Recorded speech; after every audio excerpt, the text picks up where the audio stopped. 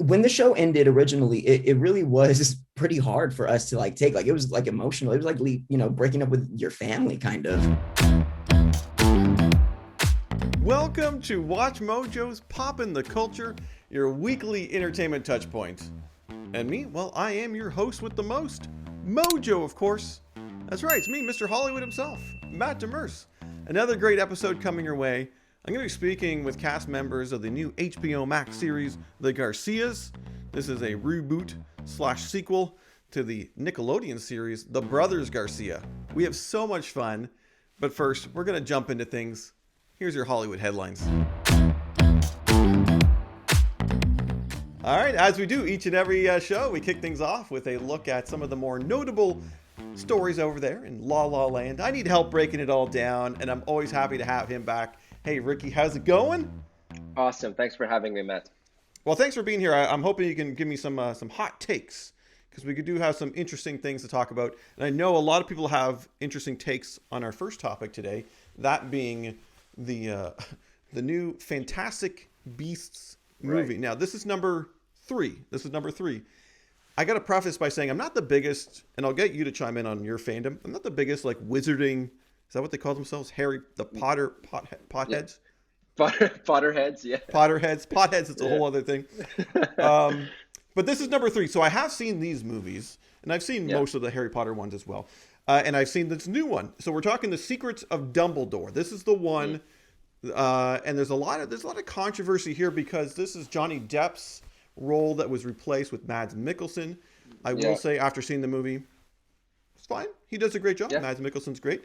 There's nothing wrong with the movie. I think these movies kind of look good. You know, it has a nice little visual style. It's obviously very fantastical. But I don't know. I find like these Fantastic Beasts hasn't captured the imagination as Harry Potter had. I remember that was a whole phenomenon. So let's start with your fandom. Did you dabble in Harry Potter? Yes, I was a really big Harry Potter fan. I read all the books. I watched all the movies in theaters. My girlfriend's also a Harry Potter fan. Nice. So yeah, I'm definitely a big part of the fandom. I was at Wizarding World a couple of years ago in Florida. No way, you went? Yeah, I went. It's amazing. Honestly, it's just so cool seeing all of the set pieces, like seeing Diagon Alley actually there. So I'm a big fan. I've seen the Fantastic Beasts movies in theaters as well. But I have to agree with you that I don't think I'm going to see this one in theaters, only because it's kind of like I love Eddie Redmayne. You know, I love What's Mads missing? I think it's great. The magic, honestly. I just feel like some of the magic is it's weird to say, but it does feel like they're catering toward this more like, mature kind of like political thriller. It's set in a magical kind of pretext, but it doesn't have that Harry Potter charm. It's just it's in the Harry Potter universe, and like a lot of offshoot movies, it's a very hit or miss. So I guess maybe it's just the fandom is just not interested in this particular set of events, because it takes place way before the books and the movies. But I'm on the fence. I don't think I'm going to watch this one in theaters, but I'll probably get it when it comes out on streaming. And I feel like with this latest one, and again, I'm not dunking on this newest movie because I did enjoy it. I mean, it's a little long, a little bloated, if you will.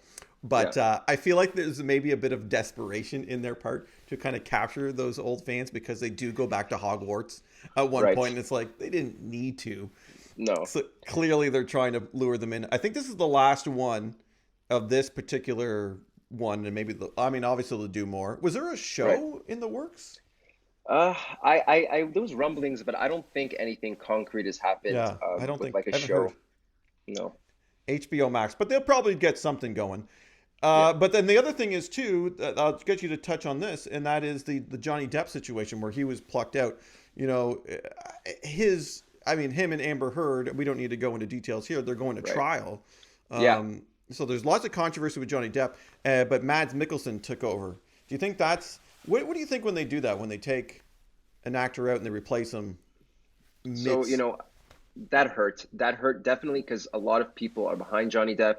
He's obviously, one of the biggest actors in the world. So I think that absolutely hurt the film, the fandom. I think people were really mad about it. I'll have to say Mads Mikkelsen is probably the best replacement out there. He's fantastic. I've watched him in Hannibal as a villain. He's a class like class act, one of the best actors in Hollywood. One of the best villains. So one of good the as best a villains villain. in Hollywood, right? The Shift, like this guy is just fantastic. So if they were going to replace anybody, it was definitely him. But Johnny was there, and Johnny has a big fandom, and Johnny brings his role, he brings his own personality to the role. So, yeah, I think it was a good replacement, but I think it's part of why we're not seeing the same kind of fervor as the first and second Fantastic Yeah, I Beasts. know. That franchise, Fantastic Beasts, has been having such bad luck. So we'll see. Maybe, who knows? Maybe the numbers will be through the roof. Yeah. Well, not holding my breath. Okay, moving on to Marvel's latest. And I know you're a fellow superhero fan of mine. Moon Knight is the latest one on Disney Plus. There's only a few episodes out thus far. I want to do a bit of a check-in because I am watching it, and as with most Marvel stuff, I'm really enjoying it. They rarely miss, right? So it's like, it's not, is it going to be good? It's going to be, how good will it be? Right. Are you liking it too? Because this is different. Yes. It is different, and that's kind of why I like it. First off, I love Oscar Isaac. He is another incredible actor. He has so many great films under his belt. So when I heard that he was brought on board, I was like, okay, already the casting is done for me. It's amazing. And then when I kind of first started watching it, and I see this kind of like nervous, shy this British accent, I was like, what the heck is going on here? Like, this is so random. Like, I didn't expect this. And then as it progresses and you start seeing where they're going with it, and where this character is going to be kind of this internal external battle, I was enthralled. And it's only 2 episodes in, so it's hard to say if it will stand up to the things like Loki and Falcon and the Winter Soldier. But as of now, I love it. I love it. I really do. Some people are saying it's actually Marvel's best one yet. And like you said, we've only got a few episodes to judge it by. Where do you rank them? Because to me, WandaVision still kind of with my peak. I was really into that. And maybe it's because of that different aspect that they took, the different approach. But I was like sucked in. A Loki, I would put as my number 2. Really loved it. What else did we have? Falcon, Winter Soldier. Yeah, pretty good stuff. Hawkeye to me, kind of the weak link. It's just the hero himself. I mean, Hawkeye himself is not really like, a superhero. It was an interesting story. I personally enjoyed it, but I wouldn't rank it, I wouldn't rank it like among the WandaVisions and the Lokis. There was just something special and magical about those two. Even Falcon and Winter Soldier was very good, but Moon Knight has the potential to be up there because he's not a character we've really seen. And Ethan Hawke coming in there. Like, I also find the premise really interesting about morality and this character who, judging people before they do something. I think that there's a lot of leeway for really in-depth performances and conversations about that. So I think even the premise itself and Moon Knight and what they're building it around has a really, really strong base. Nailed it. What's next, by the way? Is it She-Hulk? Was that the next one, or Miss Marvel was Marvel? She-Hulk. They're both on tap. I think Miss Marvel might be coming out before. I'm not sure. I think we've seen a little bit more of Miss Marvel in terms of leaks and stuff. Yeah. But yes, Miss Marvel and She-Hulk are coming, and I'm excited for those two. Just to, I love the expansion. I think it's so great that they have Disney. Too. And it fleshes out the world. Yeah, and these are characters that might not get the like. Would there be a Miss Marvel movie? Probably not. But now you get to see. Yeah, and She-Hulk in here. Tatiana Maslany, who is in Orphan Black. Big fan of hers. She's great. So let's see what Marvel can do. Like I said, they rarely miss, Ricky. They rarely miss. Okay, I'm going to end things with another TV bit of news because it's got me excited. Because if I was to pick my favorite TV shows of like all time, Breaking Bad would easily be within like maybe the top 3. And guess what? They're back. They're back. I'm talking about the duo of Walter and Jesse. They are coming back to our screens on Better Call Saul. Now, this is a show which has its own hardcore fandom. Yeah. Really great stuff. Bob Odenkirk does great stuff. And this, obviously, it's a prequel, so we don't know the details. But just having those two together, because they're saying this is the last season of Better Call Saul. So having Jesse and Walter on screen together on the show, it's got me excited. But then some people are saying, bit of a cheap stunt. Did they need to do it? Where do you fall? Because to me, as a fan, I'm like, yeah, let's see it. I'm with you. Look, they were in. You can't. You want to. They're part of the story. I mean, that they were the story, right? Better Call Saul is an offshoot. So to say that it's a cheap stunt is like, well, look, they've done how many seasons now? 4 or 5 seasons of Better Call Saul where they weren't there. I think it's only fitting that you have them at the end of this trip. I think so. And I don't think it's cheap at all. I think it's actually going to be amazing to see them. They're both so great. You know, they have great chemistry. El Camino was also really really great. We see Jesse have his kind of his solo outing. So it's going to be nice to wrap it all up together, have the whole cast together. I think it's going to be amazing. And I just hope that they that they give them the screen time that they deserve, and that they make the scenes that they're in worth having on the show. So yeah, no, I think so too. I'm very much looking forward to that. Obviously, don't have any details. And then Odenkirk, the star of Better Call Saul, he's not going anywhere. He's also doing a new show with the folks at AMC, and same with the showrunner here of Breaking Bad. Yeah, Vince Gilligan. Yeah, I don't. Yeah, he's the writer. I'm not sure who's running it now, but yeah, Vince Gilligan is. He's the kind of creator, right? He's the one that is behind it all. So he's doing a new show, not connected to the Breaking Bad universe, but I like his stuff. So everyone's kind of moving on to some interesting things. So we'll keep you updated on this show. Hey, Ricky, this has been fun, but I need you to do me a favor and stay right there, because me and you, we got to take that trip beyond the list. Beyond the list. All right, Ricky, here's what we do. We dig deep in the vast archives of Watch Mojo. We pluck out a top 10 list. We go beyond that list. But what does that mean? Well, it's just me and you riffing on stuff and giving our opinions.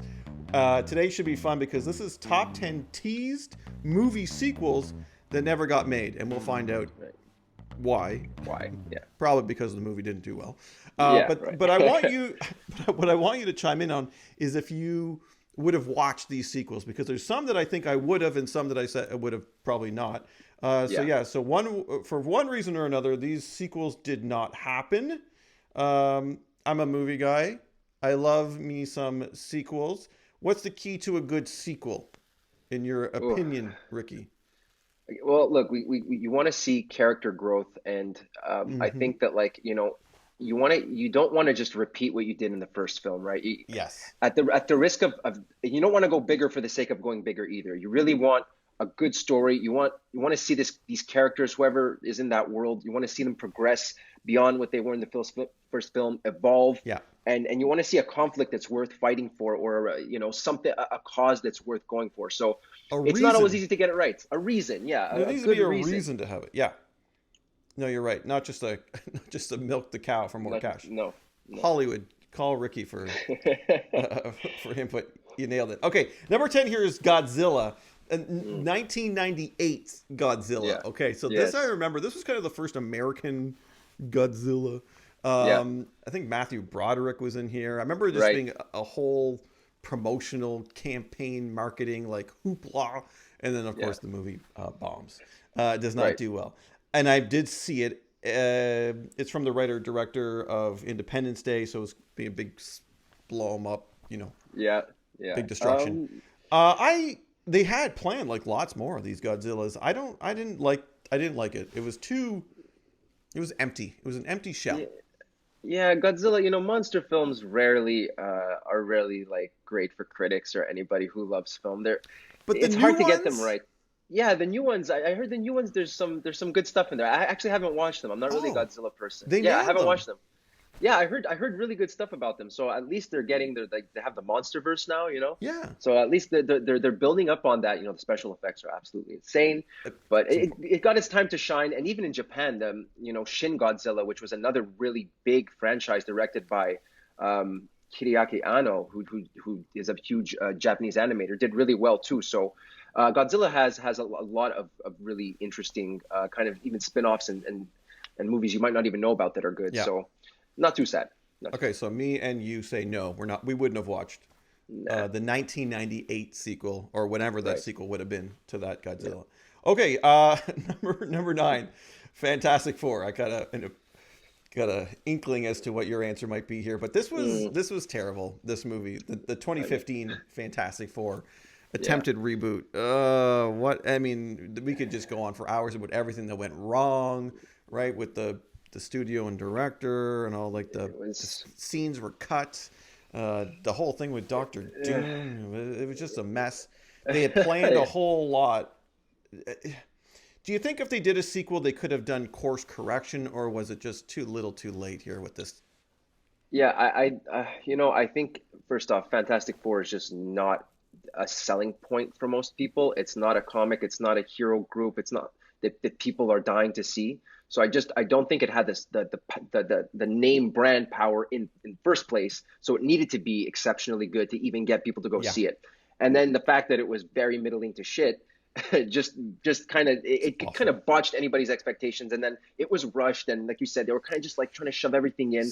There was no universe at that time. It was just like, how can we put as much in as possible and do as many callbacks and this and that, and it was a mess, quite frankly.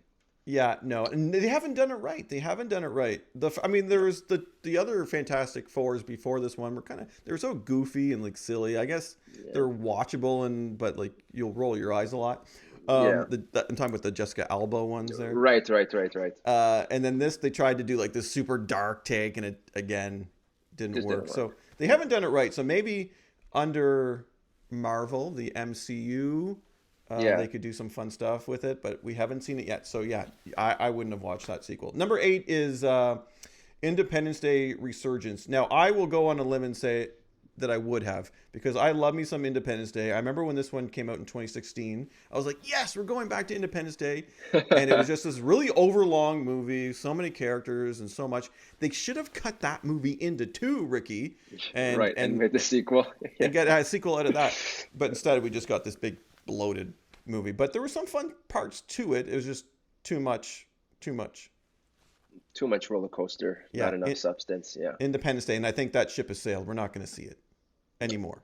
And plus, they didn't have Will Smith, which they'll probably right. will never get Will Smith for that movie, based on After, some little right. incident. Yeah. Mm. Number 7. This would have been fun. So we had Airplane, and then we had Airplane 2. They were going to do it was Airplane 2. The sequel was the The name of that sequel. one in Yeah. 1982. And then they were going to do an Airplane 3, which they actually teased at the end of that one. And I believe William Shatner was going to be a character in there. And then it Ah, just didn't. And then it just never took off. Airplane to me is one of those like classics. It's just a comedy classic. oh I my think they God. could. You know what? I think they could probably still do an Airplane Yeah, sequel. It's one of there's those. there's so many great clips from Airplane. Like it was a bit before my time. I didn't necessarily Yeah, watch me it, too. but I have seen so many clips, just Yeah, funny moments, and I'm like, this is insane. Like I would absolutely watch a new Airplane movie. It's just if the writing is there and yeah. it's so fun. It's good. Because that type of humor never goes out of style. You're right. I saw like even on TikTok they've been Yes. that TikTok generation. You guys have Yeah. discovered Airplane, which is amazing Yeah. to me. So, yeah, no, I would totally watch an Airplane 3. And I think we got some really funny minds out there in Hollywood that could really kind of tap into it and capture the magic. Going Right. back to what you said earlier. Number 6, I've never saw Bubba Hotep. I never saw it. 2002. I hear it's great. I don't know anything about it, but apparently there Yeah. was going to be a second one. Did you ever see this? It had something to do with Elvis. Yeah, it was I don't. a weird premise. I think Elvis and who else? Someone else fighting in an old folks mummies and JFK. I think yeah, JFK. Yeah, I'm seeing yeah. that. It's got from Evil Dead. What's his name? Bruce Campbell. Bruce Campbell, right? So he's got his fair share of cult classic stuff. Yeah, and it was kind of like one of those like cult classic critical successes in that sense. I don't know. I haven't watched the first one either, so I wouldn't be able to tell you if I would watch a sequel. But based on the fan response, I think I don't see why not. They're doing everything at this point, so you might as well Yeah, just might as well. Netflix just prop it up. A lot of these independent kind of cult classics, as you said, rarely get sequels. Like no matter how beloved they were, like for me, it's Napoleon Dynamite. Where's Right? my Yeah. Where's my Napoleon Dynamite sequel? No, We never no, no, got no. it. So this might fall into that category. Number 5, we're at the halfway point here. The Incredible Hulk. Now, it's the 2008 Incredible Hulk, and I believe it's the Edward Norton portrayal, Edward because they Norton. did one before with Eric Eric Bana? Eric Bana. Uh, Yes. and this is the Edward Norton one, and then they were going to do. Man, they really haven't done a Hulk, had success with the Hulk alone, right? No, no, he's got to be in the Avengers. I mean, he's just, big smashy angry man. And Mark Ruffalo just brought a lot of layers to him, kind of the tortured scientist, Yeah. and his role in the Avengers, which sold it. But a Hulk movie at that time in 2008, when again this was very young. The superhero scene was super young at that point, and Hulk it's kind of like the Fantastic Four. Doesn't have the same kind of appeal. He's not that character himself, that you associate. Right.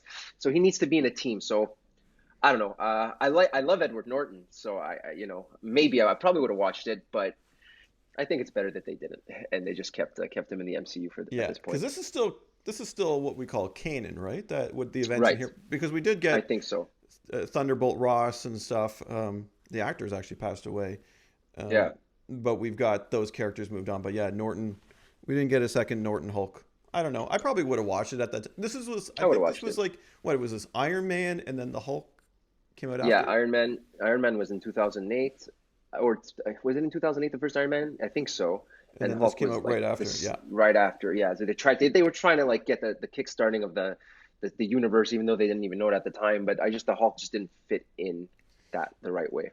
Yeah, no, I like what they're doing now when you insert the Hulk in other properties. Like when Hulk was in Thor, Ragnarok. Right, yeah, perfect. Right. That's how you do it. Buddy comedy with Thor. I love that dynamic that they've kind of given some of these characters that they're not as like serious as Spider-Man or some of these other ones, but they've still found a way to make really compelling films with them together. No, 100%. Marvel is king of that. I would watch that sequel, right? The Thor and Hulk alone. Yeah. Okay, number 4, Green Lantern. Okay, 2011. This is Ryan Reynolds. Ooh. And Ryan Reynolds has taken shots at his own movie, even in movies. He took a little even shot in movies, in Deadpool. At Deadpool, yeah. Man, DC. Well, I mean, they were trying, and then they had plans. Had plans. This was going to kickstart their DCEU at the time, right? It was like, man, did they drop the ball with this? Yeah, man, DC just not a good track record in general, as we'll see later down the list. But Ryan Reynolds, I think he tried to do his best, but at the end of the day, he wasn't the problem. I don't think. No, I don't think he was the problem either. It was just they didn't really know how to make that movie. It was a lot of CGI, a lot of just you said, trying to kickstart something that just didn't have that base, didn't have that same interest. Another character that doesn't have that power, the name power to really draw people in and keep them there. It was Ryan Reynolds was the selling point, honestly. So. Yeah, and then because I tried to rewatch it, and I remember watching the opening parts. I was like, it's not terrible, and then I literally couldn't finish it. And to me, it was just I don't know what it was. I think the story was so pretty lame. And then I think the big bad in here was like a big cloud thing. This is not good. Not good at all. Not good. Didn't work. But now, hey, Green Lantern fans, we might get ourselves an HBO Max series, which. Yes. We'll see. On the small screen, I think that's a good place to flesh them out, to be honest. Flesh it out. Don't rush it. Like Loki. You don't have to make a Loki movie. Look how great the series turned out. Exactly. Streaming has opened up the door for all these characters, the anti-heroes. Cool. Absolutely. Okay, number 5 is the Divergent series. I feel like so the last one was, what was it? Allegiant? 2016? Yeah. And then they were going to do another one. They didn't do it. They were going to make it into a TV series, and then they... this series never got off. This was always it was a Hunger Games. For me, it was always just a Hunger Games offshoot, like post-apocalyptic kids trying to make it in a series of high stakes games. I was just, I saw the Hunger Games. I'm done. Yeah, and they tried so many of these. Remember, remember Maze Runner? Well, actually, that wasn't terrible.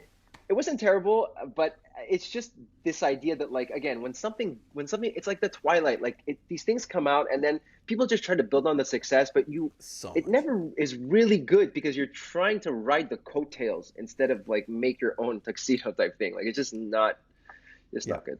Okay, I'm intrigued, Ricky, in your interest in an Amazing Spider-Man sequel, because we had Amazing Spider-Man 2, talking the Andrew Garfield movies. The reason why I'm intrigued is because there's actual rumblings, legit rumors, that after the success of Spider-Man No Way Home, that Andrew Garfield, they're throwing money at him saying, hey, do you want to come back for your own movie?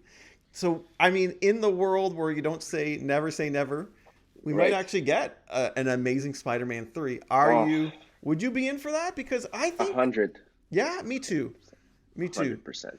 First off, I love Andrew Garfield. He has proven himself to be such a versatile, incredible actor.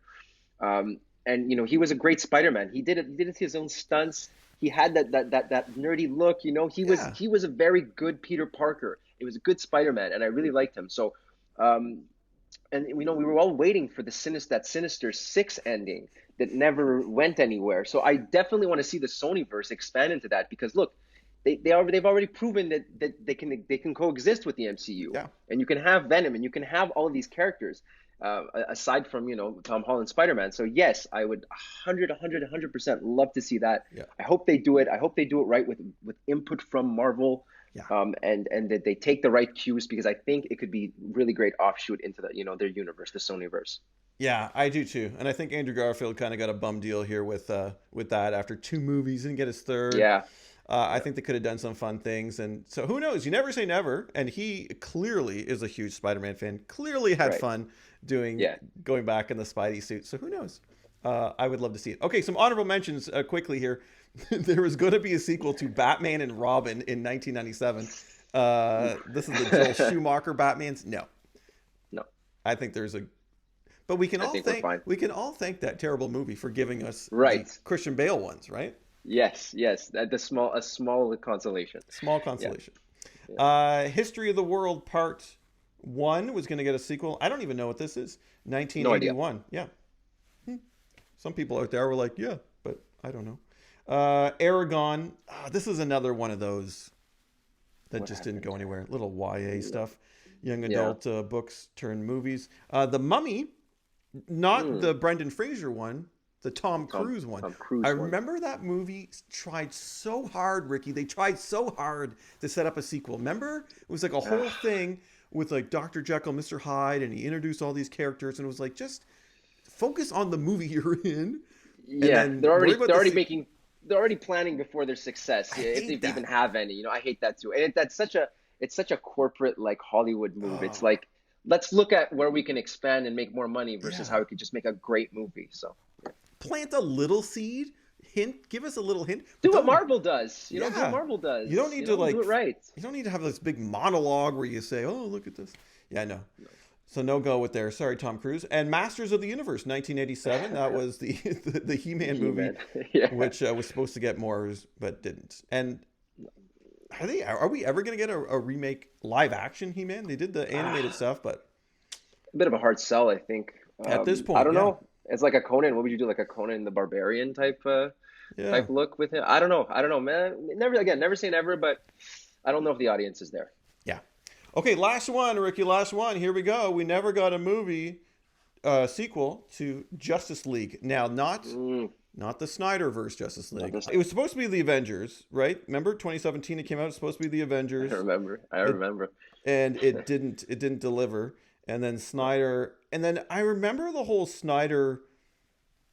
There's a Snyder cut, and I remember being like, yeah, whatever, maybe. And then when that whole thing took off, I was like, okay, well, how much different could it really be, right? Right. And then I saw the Snyder cut, and I was like, wow, it's like a whole other movie, and it's so much better. So yes, I think, man, I watched that one in theaters, and I just remember being like very meh about it. Just the chemistry, some of the story wasn't. I don't know. Like you said, it was trying to build off that Avengers hype. It really was. It had all the characters, and it just didn't really stick. But I would love to see it. I would love to see another. I would love to see it done right in Justice League. I do too. I do too. Yeah, 100%. But not that 2017 one, which was terrible. But now with Ezra Miller, I don't even know. Yes, he's in all kinds of trouble. There's all kinds of rumors saying that he's going to be replaced by Grant Gustin, I think, who does the TV show Flash, which I know he's a fan favorite. A lot of people love, and he's been there for years. He's great. I don't know what the case of that is, but they did. I'm pretty sure Flash is done, the movie with Ezra Miller. And I'm really excited for that because that's got Michael Keaton returning as Batman. Right. Yeah, that's crazy. Yeah, because the Flashpoint paradox. But DC's in the multiverse too. They've had some bad luck with their universe, so I don't know. But they've been pumping out some interesting things, so we'll see what happens. Ricky, this has been so much fun. Thank you so much for breaking that down with me. Oh, man, it's always a pleasure to be here. Thank you for having me. All right, everybody, it is now time for our Mojo Chats of the Week. That's right, with an S, because I've got cast members of the HBO Max series, The Garcias. All right, the show is called The Garcias, and well, let's learn all about it. Hey, look who I've got. I got some cast members here. I've got Jeffrey, I got Elsha, and I got Trinity. Jeffrey, let's start with you because, correct me if I'm wrong, you were on the original show? That is correct. Guilty as charged. Yes, I was one of the original brothers in the Brothers Garcia that was on Nickelodeon. Give us the count. I'm not trying to age you, but how long has it been since you played that character? No worries. It has been 20 years, like almost to the T. And yeah, it's pretty wild. I played the original character throughout like my high school career, and now I get to play him as a full-blown adult, and it was a dream come true. So Jeffrey, did you ever think that you'd ever be able to go back to that character, or did you think when that show ended that was it as an actor? When the show ended originally, it really was pretty hard for us to like take. Like it was like emotional. It was like breaking up with your family kind of. And Jeff Valdez, the executive producer and co-creator, he would drop little text messages or phone calls every once in a while and tell us that it's still on his plate of things to do to get this thing up and running. And sure enough. Well, in Hollywood, it's never say never. What's old is new again. We're glad to have you back. But we got some newbies, some new cast members as well. Elsha, I'm going to start with you. Were you a fan of that original show on Nickelodeon? Yeah, actually, I grew up watching some of the episodes, and it was a really popular show. So I definitely saw it when I was younger. And what was your experience like? Because this is a big cast. You're a family on the show, but off screen, is it chaos? Are you guys hanging out? Is it what is this like? Honestly, it's like it's so great off screen. I mean, the chemistry is real, and it's really like people will talk over each other and like crack jokes and play pranks on each other. So it was like, I feel like so much of the chemistry was happening off screen that we see on screen. There you go. That's always the best kind. Trinity, let's end with you. We talk about this being a family show. Obviously, the extended family is so great. How does this compare, though, to your actual family?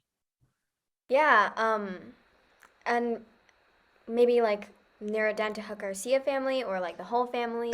Just in general, is there parallels? Is there similarities to your family or not? Yeah, totally. This whole cast just really felt like a family, and especially Elsha and Jeffrey really did feel like my parents. I think their characters and them kind of had similarity to my parents. Like Yunjin is kind of struggling between being respectful to her husband's culture and to her own culture, which I think is a lot like my mom and the position my mom is in, because I'm also grew up in a mixed race family. And Jeffrey, Daddy Carlos is like in a battle between being a good son and good husband, good father, and his entrepreneurial aspirations, which I think it has a lot of similarities to my dad. So this whole cast really felt like my family and felt like a family. And when we said goodbye to each other, it was like, sister, brother, everyone, bye. I think they started getting the most real when Trinity would start asking Elsha and I if she could like go to the bathroom like on set. There you go. There you go. Yes, of course you can. What? Yeah, like sometimes they would actually be like kind of babysitting me while my mom or dad was busy or something like that. Amazing. Well, listen, we encourage everyone to check out the Garcias on HBO Max. Hey, thank you guys so much. This was a lot of fun. Enjoy the rest of your day. All right, it is the Garcias on HBO Max. Listen, if you're looking for some family fun and all kinds of shenanigans and drama and comedy, well, this show's got it all, including some really great cast members. And I've got Bobby and Nitzia here with me. This is interesting for those that are returning. It's been a long time. Yeah, been a while. We're on a bit of a vacation, and now we're back. Do you know how long it's been? About 20 years, give or take. Okay, 20 years. So as an actor to step back into your character, was it easy? Was it hard? Or was it... What was that process? I wouldn't say it was hard. Stepping back into my character was... it was a bit of a process, because originally, when I was a kid, eventually they just started writing for me. It's just like, we're writing for Bobby. Bobby is George. And with this new character, George has changed a lot. George has a beautiful wife in Anna, who's played by Nitzia, and a wonderful daughter played by Maeve Garay, who plays Victoria. And I am not married. I don't have children.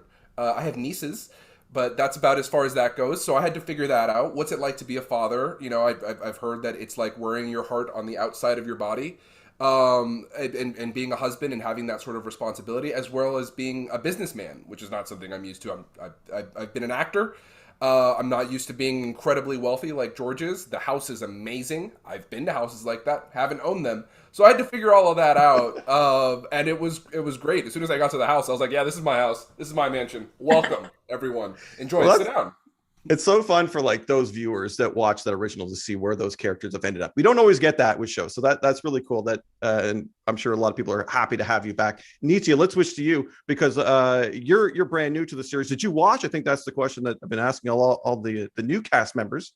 Oh, hi. Thank you so much for being with us. Well, actually, I'm from Mexico, 100%. I grew up in Mexico. I moved to the States like 8 years ago. So I wasn't familiar with the show. So when I got the audition, I was looking for the episodes and I was like, oh my God, I really want to be part of this show because that family looks like my family, like my real family, like my siblings, my parents.